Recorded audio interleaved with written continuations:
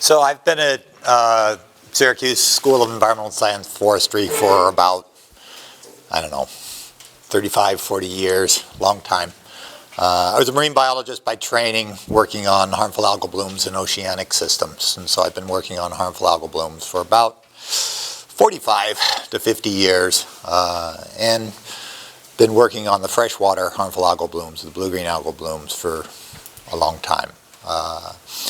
And so we started a lot of the initial monitoring programs and things like that that were involved in the Great Lakes. And so what I thought I would do is give you like a very quick introduction of what harmful algal blooms are and why they occur, and then talk a little bit about what happened in 2019, both from a regional and a global. And then I'm really hoping to leave a considerable time for questions so you can ask your questions about it, because there are lots of questions about this. The internet is not always the best source. I like to say there's a lot of information on the internet, some of it's even true. Oops. I clearly don't know how to do this. Try clicking the left button again. The left button. Well, let's try that button. Ha! There we go. Technology rules. Okay, so quick introduction to blue-green algal blooms.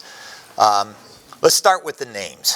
So when I first started, it was really easy. We had red algae, they were red. We had green algae, they were green. We had blue-green algae, they were blue-green, right? Life is very simple. We had brown algae, yellow algae, and stuff. Then the biologists had to get involved, and they actually looked at this thing and they said, well, oh my God, this is not an algae. That's like a higher plant. This is a bacteria, so we have to change the name. So we don't call them blue-green algae, we have to call them cyano, because blue-green, and bacteria.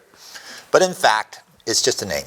You can call them Fred for all I care, as long as we're all talking about the same thing. But one of the things I don't want you to call them is primitive. They've been around for 3.5 billion years, right? They are at the peak of their evolution, right? If there is something in the water column, they can use it, right? Because they've had billions of years to figure out how to do all of this. So if they need nitrogen, they've figured out how to get it out of the air, right? If they need phosphorus in any form, they've figured out how to use it. If you give them Roundup, they look at Roundup and say, oh, hey, that's great. It's got nitrogen, it's got phosphorus, it's got everything I need to use, right? So they just chew up the herbicides and have a great time and go on and do that, right? They've figured out how to adjust their buoyancy in the water column. They have little life vests that they can float up, and then if it's too bright, they can sink. And then if they decide they need nutrients, they sink down to the bottom and they grab nutrients out of the sediments and then they float back up. So they're really well adapted at what they want to do, and some of those things are important for us. And so the upper picture there is just the diversity of shapes, right? There are lots and lots and lots of different algae in your water. There are probably 8,000 species of blue-green algae. There are probably 100 that we worry about. So when somebody says, oh, I have a blue-green algal bloom, the real question is, well, what type of blue-green algal bloom? And we'll talk a little bit about that in the very last end. This is actually a site we work at in China. This is the shoreline of Lake Tai, and this is a drinking water supply for 7 million people. So anytime you think that your situation is bad, I just want to put everything in perspective. This is what it could be, right? All right. So the first question everybody asks is, why do blooms occur? And it's really pretty simple. They need 6 things. They need food. For an algae, food is nitrogen and phosphorus. They need energy. For an algae, that's light. They are photosynthetic just like a plant. They need warm water. If it gets too cold, usually below about 60 degrees Fahrenheit, 55 degrees Fahrenheit, it's too cold for them to grow. It's not that they die. We see them in Lake Neotawanta all winter. They just sit there. They go dormant and they wait. They need calm winds. Remember, they have these life preservers that allows them to float up and down. If it's too windy and the water gets chopped up too much and moved around, they can't control their buoyancy and they get mixed into places where they don't want to be. They need seeds. I got news for you. Having been around for 3.5 billion years, the seeds are here. They are in every lake, everywhere, throughout, right? And then there's this crazy thing with zebra mussels and grazing, which I'm not going to talk about. Thing about blue-green algae is they're not a very good food, so most things don't like to eat on them. They lack a lot of the essential fatty acids and things like that that organisms want. The reason I point that out is there are 6 things that are needed. If you disrupt any one of those, the bloom may not happen. So if you have a really windy year, right, you may not see the bloom even though you have a lot of food in the water. You've got to have all 6 things for them to bloom, and so that leads to a lot of variability. So the real question is, what can we do about these things? Well, I already mentioned you can't do anything about the seed population, so you're not going to be able to impact that.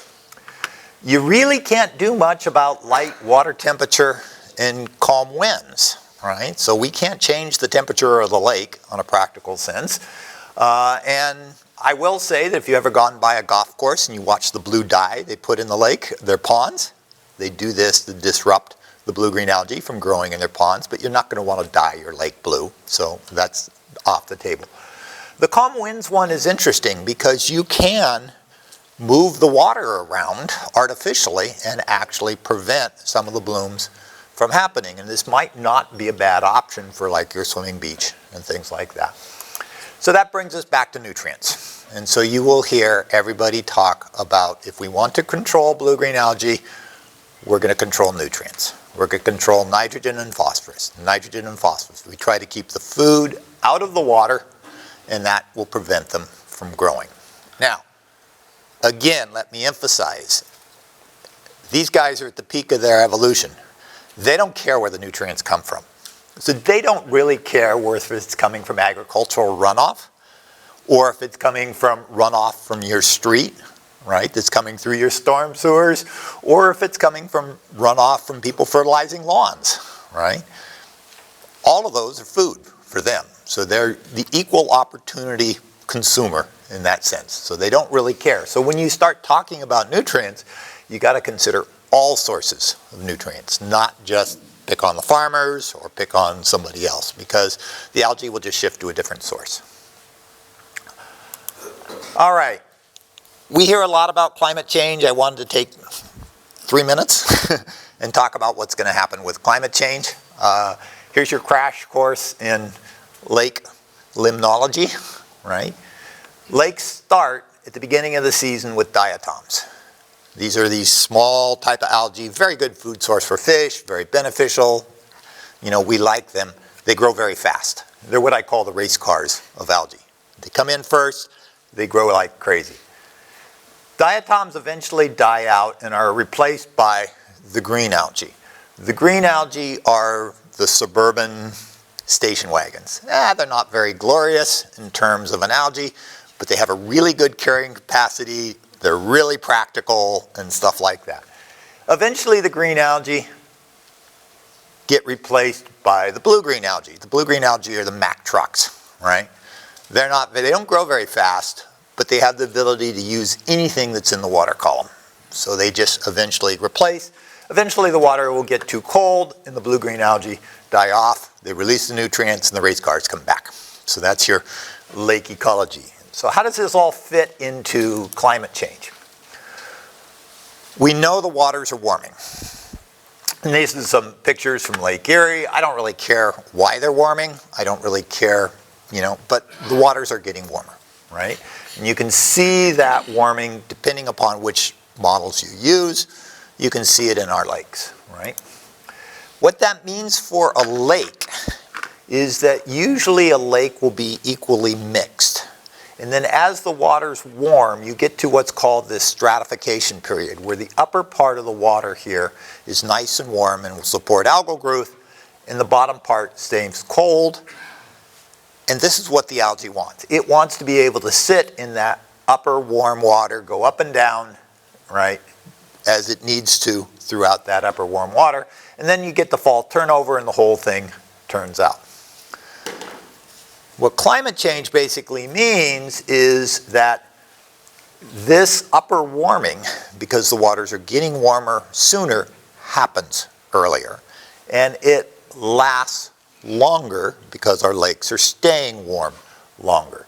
So that means that when you start talking about this succession, it starts earlier in the season and it stays longer in the season. If you want to actually see how that looks, this is a really nice study in Lake Erie where they've been looking at how this warming period or the growing season for algae in Lake Erie has changed. We have satellites, we can do this, we can get temperature over long periods of time by the satellites. And what you find that the growing season in Lake Erie is increasing about 2 days a year, right? Doesn't seem like a lot until you start thinking over longer periods of time, you know. So that over a 10-day period means that that bloom has at least 1 to 2 weeks longer to get worse and worse and worse before the temperature drops enough to terminate it. And you'll see that throughout the things. The second thing that climate change is doing is we're getting less ice cover, which means that we have more moisture in the air, which in the Northeast translates to is we get more spring rains. So we get these more big spring rain events. And so this is just a map from one of the climate change documents that shows the increased frequency of rain, and you can see we're the biggest dot, right? We are the epicenter for where we're going to get increased rain events. Okay, so how's that all play out? Skinny Atlas Lake, 2017, all right? Forget, every Finger Lake, 2017. It wasn't limited to Skinny Atlas Lake. You got these big, big rain events early in the year. They washed all these nutrients into the lake, right? You got this nice, warm October, late September, October, bright sunshine, nice warm water temperatures, really calm winds, perfect conditions for the cyanobacteria or the blue-green algae to grow, and they did exactly what they should have done. They grew. And you got these massive blooms in Skinny Atlas Lake late in the season. These were blooms that they had never seen before. And we can talk more about why they actually happened. It's actually a really interesting situation, but the algae did exactly what we predicted they would do, right, when they got those blooms. Okay. Let me switch bases a little bit. So that's talking about the cyanobacteria or the blue-green algae themselves. The other question is, why are they called harmful? And you have to remember that these algae are massive chemical factories. They make all sorts of really, really cool drugs. You know, they make anti-cancer drugs, they make all sorts of things, right? One of the drugs that one of them makes is specifically affects an enzyme called a protein phosphatase, which is used to maintain cell wall structure in our bodies, right? Now, do the algae have cell walls? No. So is it what it's doing in the algae? No. But their biochemistry and our biochemistry are close enough that this compound that they make interferes with our biochemistry, right?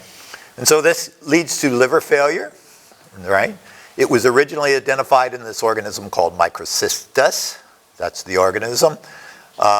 We call the toxin microcystins, so you'll see the difference. The TIN means that we're actually talking about the chemical. And it has a trivial name called fast death factor, because if you are exposed to a large amounts of these toxins, and I'm talking about really a large amount of these toxins, right, you actually will suffer liver failure and die. And we had 3 cows die this year up in the North Country that were actually drinking from a contaminated cow pond, right? This happened, we've known about these for 40 years. I mean, these aren't new. 2014, they got into the Toledo water supply. They had a do not drink order in Toledo. We can again talk about how serious Toledo really was. But from a political point of view, this was a major metropolitan city water system, and US EPA was not equipped to deal with it. And so they basically came out with these drinking water advisories. Now, by the way, this is what it looked like at the intake of their water supply. So they had a real bloom going into their water supply. So we worry about these toxins, and we worry about them both from a recreational point of view, swimming through them, and we worry about them from a drinking water point of view, if you're actually drinking the water that's contaminated with it. From a drinking water point of view, I don't usually worry about it from a city. Cities and municipal drinking water facilities are actually pretty good at dealing with this stuff. What I worry about it is from lake associations and people that have their shore wells or their pipes going out into the lake, because they usually are not prepared to deal with these types of things.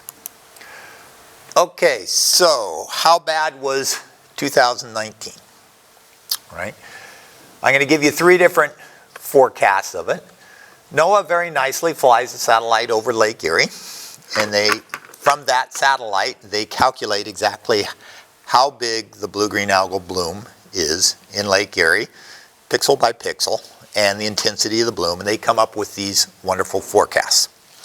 They also measure the food, the nitrogen and phosphorus going into Lake Erie in January, February, March, the spring. They take the predicted water temperature and they predict how bad the bloom's going to be. So they actually predicted the bloom would be quite severe this year in the about 7 to 8 range here. It's an arbitrary scale, 1 to 10. And in fact, reality was it came out right about in the middle of their prediction. So their prediction was actually remarkably good. It's not that way every year, by the way, but they highlight this year because they got it right. But you can see that different years have different magnitudes. And some of these years, like 2012, it was a really cold year, right? And it was really windy. And so the blooms just never happened and stuff like that, right? Many of you are familiar that New York State has a HAB alert page, right? And so you can go on to the New York State DEC website and you can see all the lakes, all the HAB reports, and you can click on an individual dot here and it'll tell you, you know, if there's a blue-green algal bloom, right? If you look at the New York State DEC HAB alert page for this year, you would say, oh my gosh, this was a massive year. There were 1,100 reports of HABs in New York State. But you also have to remember is they've increased from 50 lakes that they were looking at to close to 250 lakes, and they have now not 100 volunteers collecting samples, but they have about 1,500 volunteers collecting samples, right? And so some of the lakes, you know, like some of the big Cayuga and the Figure Lakes, you know, they have 30 volunteers, each one assigned a 5-kilometer stretch that are going out every week looking for, walking up and down their beach with their phone and reporting these HABs. So the amount of reporting is just tremendously more. The other way to say is, okay, let's not worry about the reports. How's the toxicity? And that's a really, really hard question to answer because we know that these things are tremendously variable. And so I pulled some data out for, this is from Lake Neotawanta in Fulton, New York. Happens to be one of our long-term study sites. So we always go out to the pier every week, 52 weeks a year, collect samples, analyze the samples, and bring them back. And what I'm showing here is the change in toxicity. And just for those of you who aren't used to seeing bar graphs like this, these are called box and whiskers. So the box accounts for 50% of the samples, right? And then the whiskers account for 95% of the samples, and the little dots here are outliers. And so you can see that 2010, 2004, these were both very toxic years. 2004, we got started, there were a number of animal fatalities along the lake. But if you go down here to 2019, you can see, God, from an overall perspective, 2019 was not a very toxic year. But look at the outliers. What it basically said is most of our samples were fine, but a few samples were screamingly hot. And if you happen to be, unfortunately, to be where one of those screamingly hot samples were, you would have a very different. And this was pretty much mirrored around the state, that you had a few really intense blooms followed by most samples being sort of, you know, and stuff like that. Okay, so let's go to Cazenovia Lake. I spent a little time last night and I dug through some of our data for Cazenovia Lake. So I don't have data, well, I probably have data going back before 2010, but I was too lazy to look it up. It's not easy for us to query the database back that far.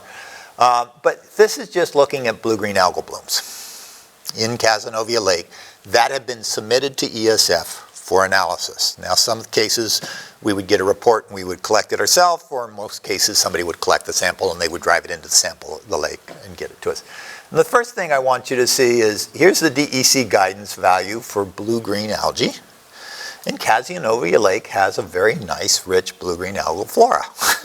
We see blooms all the time. So there was one in 12, and 13, and 14, and 16, and again in 19. Now there's a break in the gap here, so notice the axis goes up to 50, and then it jumps up to 1,000 to 3,000, you know, right? These are really intense blooms, right? And so you have a very rich blue-green algal flora here, and it's not something new. My guess is if we went back many, many years, we would probably see it. The interesting thing is to look at what's going on with toxicity. So here is the toxicity numbers for that same period. And you look at the break in the axis. We jump from like 0.6 up to 10. And so, yes, did one of your blooms back in 2013 have relatively low levels of toxin? Yes. But most of your blooms were totally non-toxic. They were coming from a blue-green algae that just doesn't produce, you know, toxins. They're part of the normal flora of the lake, and even though you got these big blooms, there really wasn't, other than they're unsightly, they weren't really a big problem. But we had a very different situation this last year, in that the samples that were collected from mostly around the swimming beach, I have to admit, truth in advertising, these samples all come in coded, so I don't actually know the location other than the lake that they come in. But those samples actually contained measurable levels of cyanobacteria toxins at levels that would start to be coming into a point where you'd worry about recreational contact. Well above where you want to be drinking it, right? Now, were they only for a short period of time? Yes. So could you just avoid that short period of time? Absolutely. But ideally what you'd like to do, you know, is you would like to get rid of these things, and so you just didn't have to worry about it again. Okay, I'm going to stop there and just open it up for questions and things like that. There are some possible things you could want to do, stuff like that. Yeah? How about wading in the water or water skiing or animals? So the whole issue of recreational contact is a crazy question of what is what, right? Jet skiing through the middle of a dense bloom is generally considered not a bad thing because there's going to be a lot of aerosol brought up. But in fact, when you calculate these safety limits of what's a safe level to be in, you know, they have to assume that you actually ingest the water. It doesn't go through your skin at all. The toxin doesn't go through your skin at all. So you actually have to ingest it. And the question is, how much water do you actually drink during the process of jet skiing or wading? It's not breathing it in. It's not breathing. You're not going to get enough from breathing it in. I like to use the example of dogs. Dogs are specifically at risk for these toxins. If you took a normal bloom and you said how much liquid how much would the dog have to drink, right? The dog would probably have to drink about 200 liters of water in order to be intoxicated. They clearly are not getting it by drinking the water, right? What happens with a dog is when they swim through the water, it gets caught in their fur, and their natural inclination is to lick their fur to clean themselves off. And so their fur acts as a comb, and they can concentrate the algae 1,000-fold in their fur. And so that's why, you know, if a dog gets in it, we just say, look, just take a garden hose, wash it off before it has a chance to clean itself, and you should be fine. New York State Department of Health, they have taken a different scenario, right? They have basically said, these algae are chemical factories. They make things that we aren't measuring. There are people, small part of the population, who are ultra susceptible to these types of things. So therefore, we aren't going to use a toxicity measurement at all. If we see green color in the water, we're going to call it blue-green algae, and we're going to close the beach. And then you have to prove that it does not have toxins to reopen the beach. Now, that's kind of a crazy thing. You close the beach based on a universal criteria. You reopen the beach based on the absence of one specific thing. But I'm not going to argue their logic. So Greg, I want to add to that. Yeah. So everybody understands it. We closed the beach July 4th. Yeah. And we did that sample, and it turned out negative. Turned out negative. So to your point, right, the process is a little difficult, right, for the town and. Yeah. And the process is equally complicated by the fact that swimming beaches are controlled by the Department of Health. Recreational contact in the lake is controlled by DEC. Department of Health has the ability to close a swimming beach. DEC can only issue an advisory that they recommend that you not recommend. So there's all sorts of interagency chaos. Let me just say it that way. Yeah. Well, first of all, thank you and your lab associates for being so accommodating to us and checking our samples last summer. It was really, really great. The question that has come up here in Casanova among us is that you can have an algae bloom, visible bloom, and a couple hours later it's gone. Yeah. How Two ways. Yeah, let me just address that first. So there's two ways that happens. First of all, these guys are buoyant. And so A, they float to the surface where they're very sensitive to where the prevailing wind is. So if you looked at your swimming beach, you would see the guideline wires. What happens is these ping pong balls floated along the surface, they hit the wires, and they accumulated along the outer side of the beach, right? Or they blow up on the shore. So if the winds change, blooms will go in and out. The other thing you have to be very careful of is they use their buoyancy to control their exposure to light. So that means early in the day, 9 or 10 o'clock, they all float to the surface. You go out and you see them and they say, oh, I have a massive bloom. You call us. It gets up to be noon. It's very bright. They say, oh, that's too bright for me. So they will sink down about 3 feet below the surface to get away from the light. We go up there. We don't see any bloom. I think you totally made this up. So we go away. 3 o'clock, the sun goes down, they all float back up to the surface again, and you say, look, how could you possibly have missed this bloom? And you know, this happens to us all the time. One of the questions that keeps coming up is, if you have a bloom, you should be, careful about what you do with recreation. Right. An hour later, the bloom is gone. You don't see it, but the bacteria are still there in the water column. How toxic is that?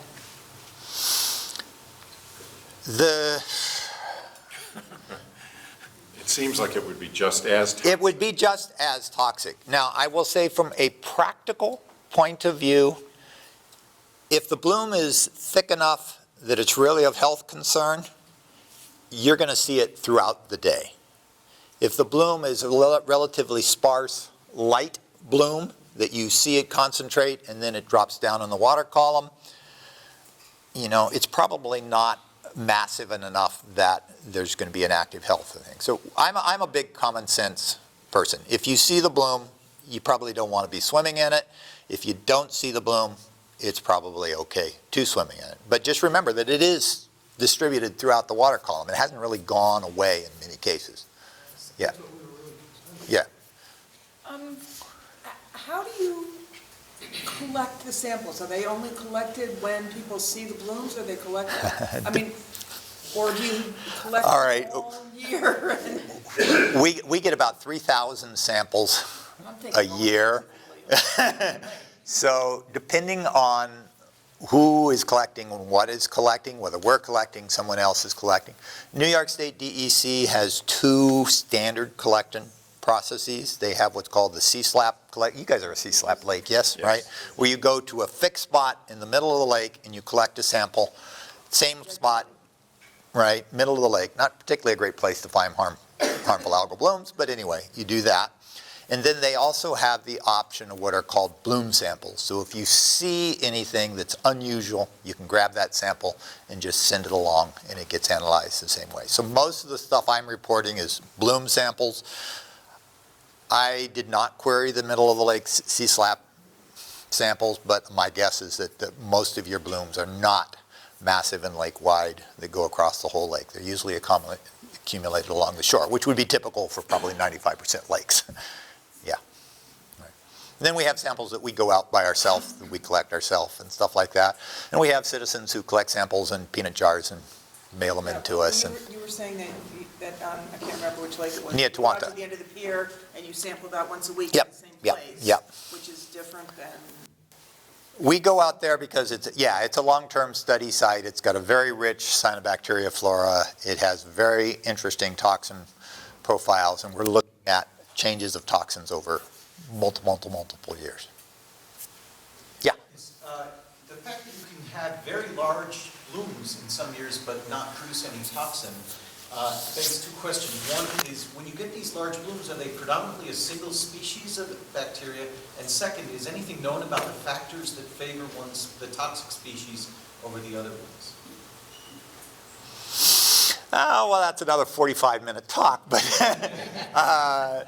short answer, there are two predominant, especially in Cazenovia Lake, let me just limit myself to Cazenovia, there are two predominant blue-green algae that are found in Cazenovia Lake. One of them is Microcystis, which produces microcystins. Another one is called Anabina or Dolichospermum. They've changed the name just to make it difficult on us. If you go to the internet, you will say, oh my gosh, Anabina produces these neurotoxins that are called very fast death factors, horrible things, right? But in fact, we have tested your sample for neurotoxins and your Anabina is like 95% of the other Anabina doesn't produce the neurotoxins, right? So we've never seen the neurotoxins in your lake. We actually screen for about 150 different compounds, right? The difference between those two blooms, why Microcystis blooms and why Anabina blooms, could be rotten luck. Anabina has much better capabilities of getting nitrogen out of the air, so it could be a nitrogen phosphorus thing. Microcystis is much more important in buoyancy. Could be a wind-driven thing. So there are physical reasons, there are chemical reasons, and there are probably also biological reasons why one would bloom over the other. But the state of the science isn't there yet to be able to predict one or the other. Yeah? Hear you correctly that toxins can be found in well water? No. So let me clarify that. The toxins are very strongly absorbed to the soil. So if you actually have a well on your property where the water is actually coming, the aquifer is coming through a normal aquifer, the chances of you getting toxins in your well water are virtually null, quite frankly. Many home lake owners have shore wells. They've drilled a little hole, right next to the shore, and they'd allow the groundwater to infuse through that. If your shore well is installed properly, and was done properly, and there's no direct connection to the lake, then shore wells are very effective. However, I know a number of homeowners who basically said, oh geez, my shore well isn't fast enough, so I'm going to dig a little channel between my shore well and the lake so I can get more water in my shore well. Once you do that, you totally short circuit the whole purpose, and your shore well is no longer a shore well, it is now, you might as well just put the pipe out in the lake. Yeah. So, yeah. If we were to evaluate the local impacts of climate modification here in Cazenovia, we would logically look at air temperature, water temperature, the frequency of storm events, Yep. and the biological variables. But would it be valuable to document the frequency of toxic algal blooms? And if so, how do we evaluate the extent of the blooms? Oh, that's another 45-minute talk. So not having first of all, you do have a satellite. US EPA has now got a new program called SUNY-ESF, where they are actually using their satellite to look at every single lake in North America that is over a certain size. And I would guess that Cazenovia is over that size. So in the future, you will be able to drop down satellite imagery of your lake and actually get a prediction of where these cyanobacteria are.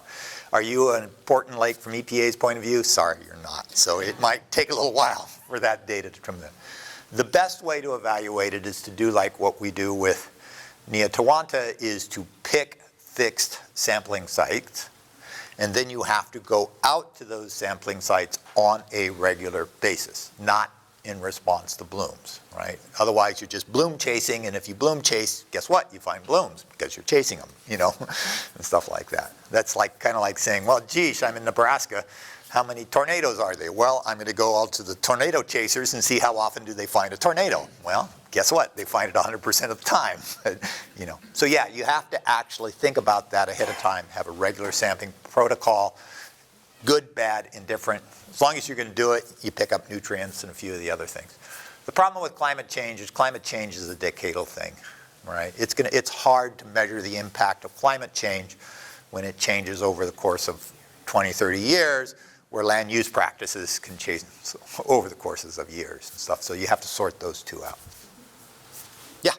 So I want to first thank you for a very clear understanding of something that's very complex. So you've really done a very nice job of explaining this. So now we are monitoring the lake more, so for people who aren't aware, Dave has put together a very nice, so we're doing it weekly. And so there's going to be more information coming to you, not just what we're doing. Do you guys rank the lakes for the, I mean, is there any reason to think that if we're seeing more of these that we could end up being in Toledo in a period of time? I mean, it just...